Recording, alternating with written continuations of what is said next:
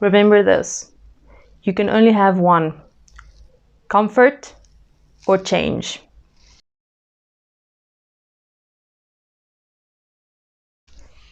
Hello everyone, and welcome to another episode of Me and Gen Z. And today's topic, I think, is going to be really interesting, and I think we may have to explore this topic a lot more than just in one video, because I don't want to make these videos too long, because then a lot of people would lose interest if it's too long. So I want to keep them about 20 to 25 minutes. Or the podcasts, if you're listening on audio, then yeah, I don't want to make them too long. So I think it's definitely a topic that can be discussed over many episodes. So maybe we'll look into that. But today's topic is quite important. And as you can probably tell by the title, it's kind of a weird way to put it. But are you comfortable with making the uncomfortable decisions? And what do I mean by that? Now, in the 21st century, which is where we live right now, comfort has become kind of our number one priority as human beings. We want to be as comfortable as possible. Okay, so if we think about it, let's go back, all the way back into time, and just think about it. There used to be a time where if you wanted to eat, you had to go out and maybe pick your own vegetables or your own plants or whatever, or you had to go out and hunt. If you wanted meat, you had to go out, get that food, and then prepare and cook this food yourself. Okay, it's a big job to take on, but if you wanted to eat, that's what you had to do. And you know, we evolved, people started farming, so it became a little easier to get food. But, you know, not everyone wanted to be farmers, okay, which, cool. So they thought of this idea. So farmers would farm in very, very big quantities and then sell these products to stores where they'd be packaged, and you can just go in and buy whatever it is you need to cook your food or your meal that you want to go. So you can go to the store, and there it is. There it's all packaged. You have your packaged vegetables. You have your meat already cut, sliced, diced just the way you want it. And you can just take that home, cook it, and you'll have your meal. So we already went from having to go out and physically hunt or plant and pick your own food to now you can just go to the store and buy it. Easy, right? No, because you see, we still have to drive to the store and cook it ourselves. We really don't want to do that. So then they're like, okay, we'll do you one better. So I don't know which one came first, you know, fast food or microwave meals. I don't know, but for the sake of the story, we're just going to microwave meals right now. So people are like, well, it's still so much to do. You have to go buy the stuff. You have to go cook it. They're like, okay, you know what? We'll do you one better. We'll get microwave meals, okay? So you go to the store, you buy this, you pop it in the microwave for whatever time it says on that box, and you have a meal. You have your meal. It was 5 minutes in the microwave or however long, and there you have it. Basically no prep time, except if you have to like poke holes in like the little plastic thing at the top. Yeah, I went to college, loads of microwave meals, okay? Loads of microwave meals. And then there you have it. But you know, that's still, putting things in the microwave it's tough. It's still so much work, right? Like way too much effort. And then we're like, okay, well then just go to the drive-thru. We have fast food now. You literally go, you drive into the drive-thru, you tell them, listen, I want this, this, and this. You throw some money in, and out comes food already prepared, nice and hot. You can just eat it immediately. No prep time, no cook time, nothing. You can just eat it. That's like the epitome of comfort, right? You just drive through, get your food, done. Like, that's good, right? No. We were still not comfortable enough. Things were still not easy enough. And then they were like, what if we just bring the stuff straight to your house? You don't even have to leave your house. You don't have to leave your house. You don't have to cook your own food. You don't have to go buy your own groceries. everything can just be brought to your house. Like, can you see where we started with having to hunt by yourself, and now people bring stuff to your house? Okay, so we went there. We got peak comfortable, the peak of the comfortable human experience. We don't even have to leave our own houses. If you're just wondering why I'm talking like this, it's because I made notes today. I made notes because I didn't want to miss anything. This is a very important topic. I know I just told you a very, very fun story. You were all drawn in, but I need to make notes because I don't want to miss anything. So I'm just here. I have my computer because I'm really fancy. And okay. Now, before we go further, I just want to say that I know certain people actually do need these types of services. Some people actually do need things to be brought to their house and they need to be taken care of. So I'm not trying to take away from that, okay? That's not the point I'm trying to make. I just kind of need to use this as an example to kind of color in the picture here so you can kind of understand where I'm coming from, okay? And you can probably apply this to almost everything about the human experience right now. Things have just gotten more and more comfortable and more easy in a variety of aspects, okay? You don't even need to go to a library for information anymore. Just think about that, okay?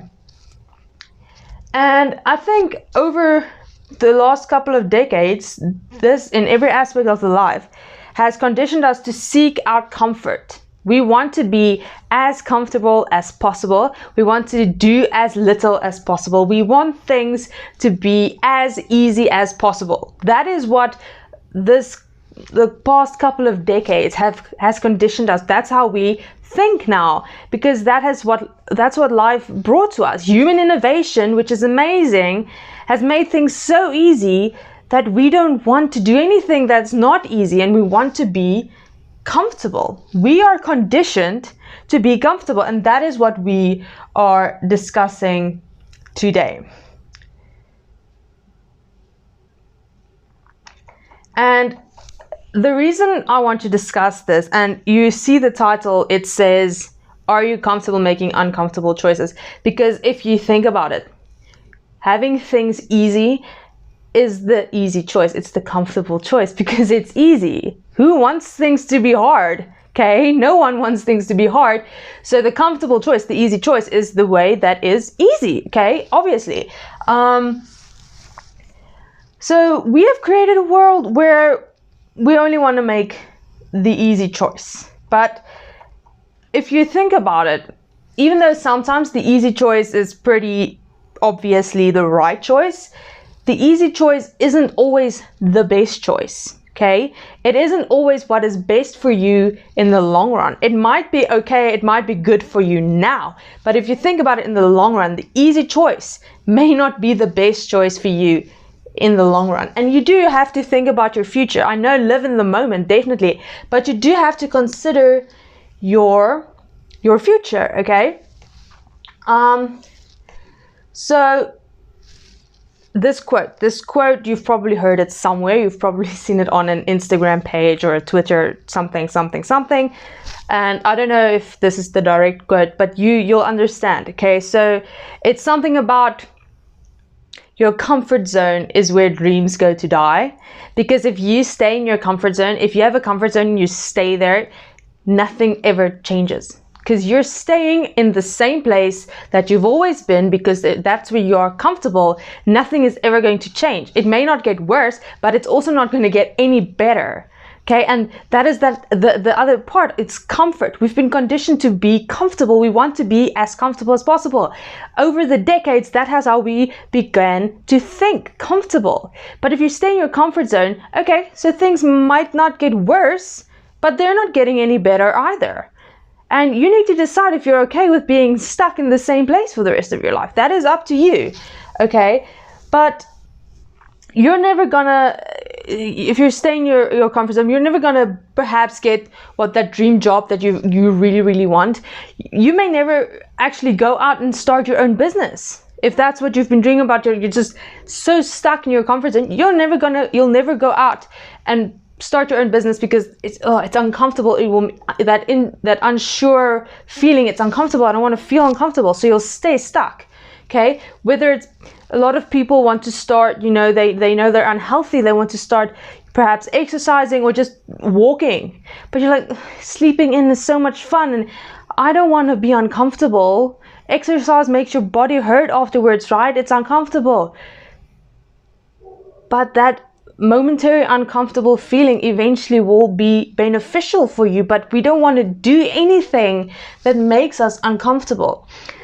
Those are a couple of examples, of course, but the one thing I really want to focus on, and it is something that I really focus on in most of these episodes, is your mental health, okay? Because I do focus on mental health a lot, because the podcast is known as Me and Gen Z, and I've told you, us as Generation Z has seen a very significant decline in our mental health because of the way we have grown up. We've basically always had internet and social media and cell phones, okay? Even though I saw an interesting fact, Google was actually invented a year after I was born, so because I was using the internet at 1 year old. Anyways, that's off the point. Anyways, our mental health as Generation Z is a lot worse than previous generations have been. And this, of course, I'm not saying that the previous generations didn't have their fair share of problems. Obviously they did. But in the realm of mental health, ours is the worst it has ever been before.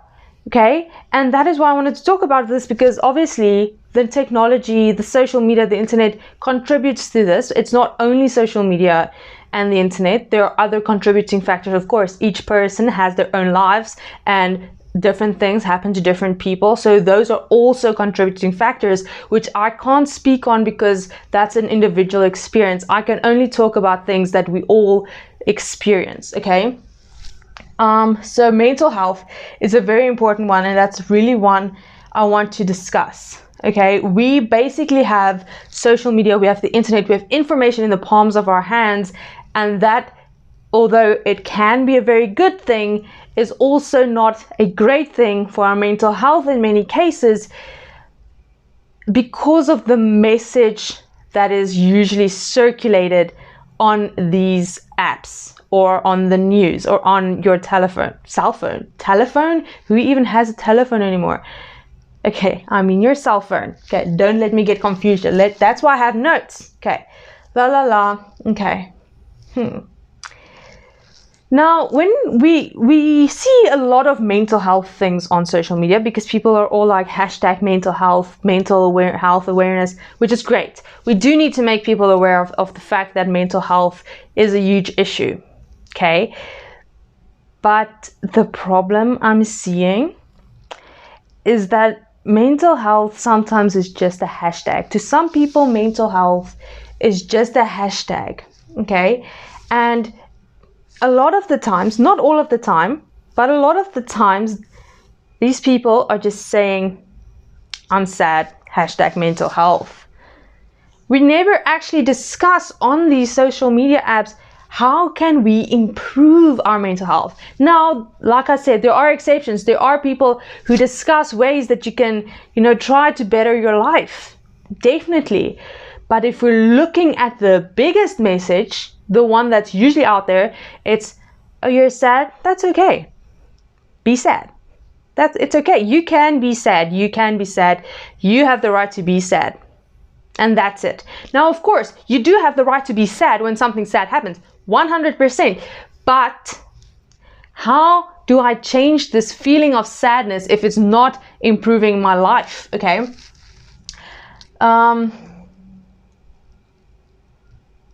Okay, so yeah, like I said, I have notes because I really wanted to hit some points. So I'm going to refer to my notes now. People rarely talk about improving things. They keep telling us on social media that it's okay to feel how you feel. And of course, no one person is going to be happy every single second of their life. That's what I said. You are going to get moments where you are sad, and that is perfectly human, okay?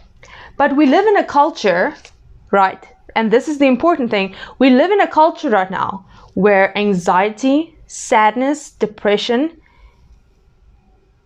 it's changed from an issue that we need to address into a trend. People has started making these things trendy.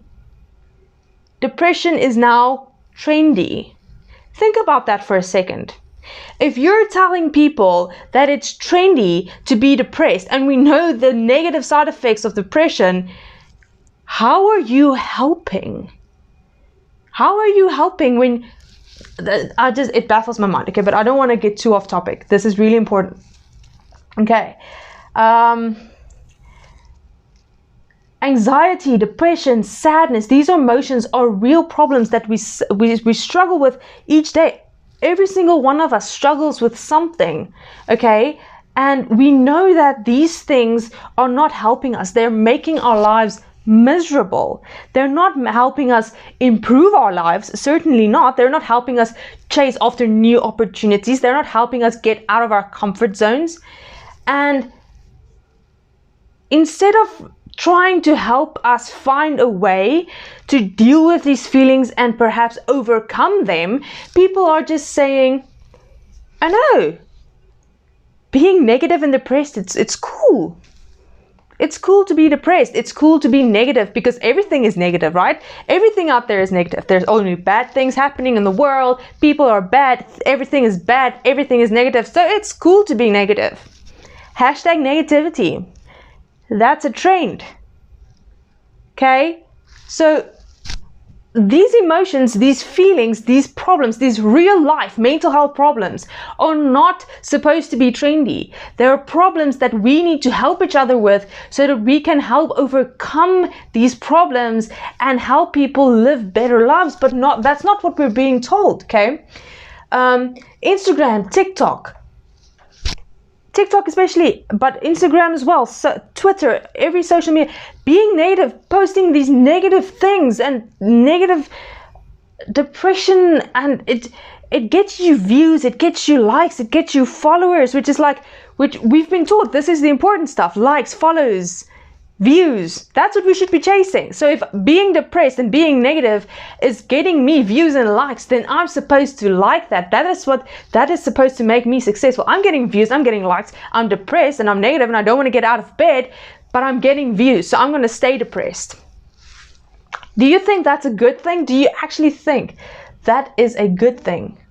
But here's the other thing. I want to bring it back to comfort, okay?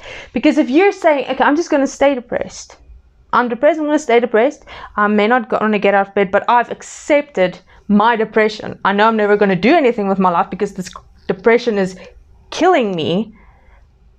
And I agree, depression is something very serious. Depression, anxiety, it's something we need to address. Okay? But you're just going to accept your depression. You're not going to want to get out of bed. You're not going to do anything. You're not going to seek out any opportunities because this depression is crippling. But you've been told it's trendy, so you don't want to stop being depressed. And you're comfortable. Because actually trying to solve your problems is uncomfortable. Because it means you'll have to struggle. You'll have to struggle every single day by trying to get out of bed, by trying to do something, anything that will make you feel a little bit better. And you're going to fail a lot. A lot of the times you're going to fail. You're still going to overthink. You're still going to get anxiety attacks. You're still going to get panic attacks. And that is uncomfortable. Struggling is uncomfortable. But if you don't struggle, you're going to stay stuck in that place and you're never going to get out of bed. But if you are willing to make the decision, the uncomfortable decision, to be uncomfortable, to struggle, to every day try and recognize which thoughts, what train of thought is making me feel this way. And I know it's not like, oh, it's your thoughts, you're in control of them, just change them. I know it's not that easy. It's not that easy. I get it. You're going to fall back into the same train of thoughts. You're going to fall back into the same bad habits. You're going to fall back into the group of toxic people that you don't need in your life, because that's what struggling is. But if you're not willing to struggle, if you're not willing to get uncomfortable, nothing is ever going to change. So are you willing to make that decision, the tough decision to recognize that this is not the way you want to feel, and you're going to struggle, but you're going to try to make your life better? Because dealing with sadness and depression is not a good feeling.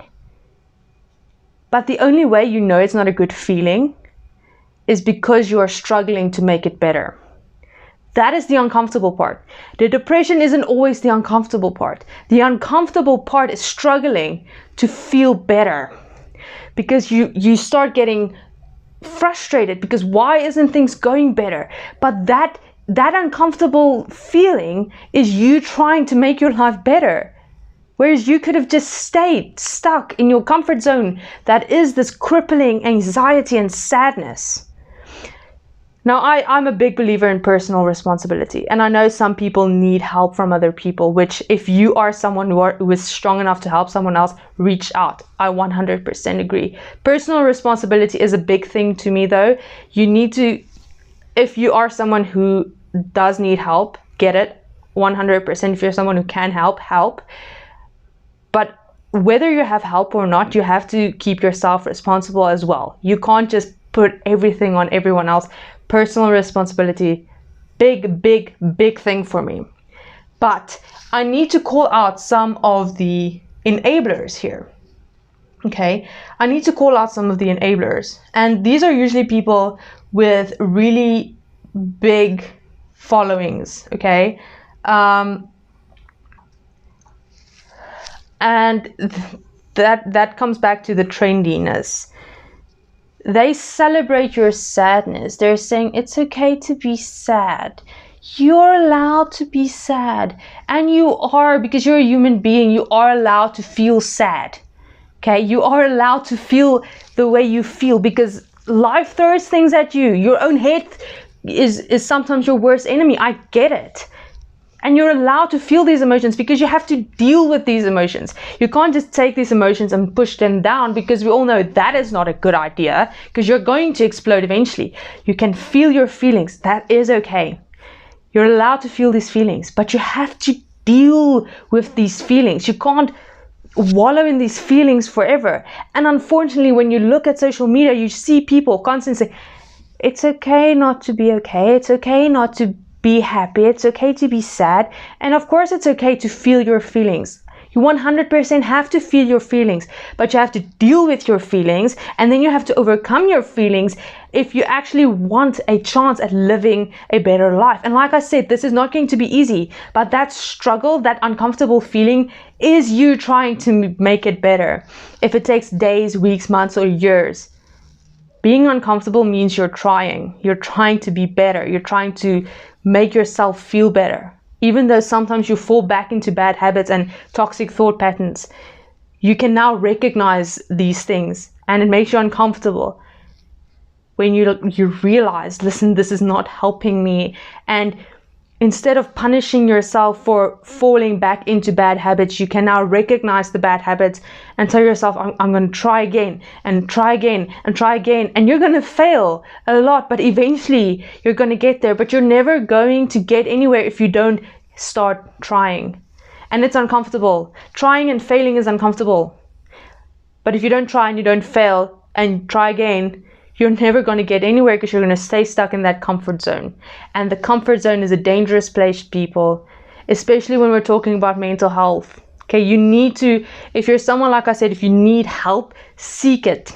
If you're someone who can help, do it. But you need to keep yourself responsible, and you need to stop listening to people who tell you that staying sad and staying depressed is fine, because it's ruining your life. Okay, we all know the severe side effects. Okay, and these people just posting Mental Health Awareness Month hashtags and not actually helping people, that is not the way to go. Okay, yes, you should feel your feelings. Yes, you should deal with your feelings. And yes, you're human, so it's okay to feel sad. It's okay to feel angry. But wallowing in these feelings are never a good idea. Is never a good idea. What's going on with my English? Okay, you need to recognize the toxic effect thought patterns, feelings, toxic people, even social media is having on your life, and you need to make the decision to purposefully be uncomfortable, because that's the only way you're going to change anything. Okay, so I got a little bit off my notes because I had some things I want to say, but I'm gonna end with this because I see it's already way too long. Being comfortable is easy. Staying unhappy is easy, especially in a world where unhappiness is celebrated, but that is no way to live. If you truly want a better, more fulfilling life, you're going to have to make the uncomfortable choice. You're going to have to struggle, because that's the only way things are ever going to change. Thank you guys so much for tuning in today's episode, and I will see you again, YouTube viewers, on my next video, podcast listeners, on the next episode.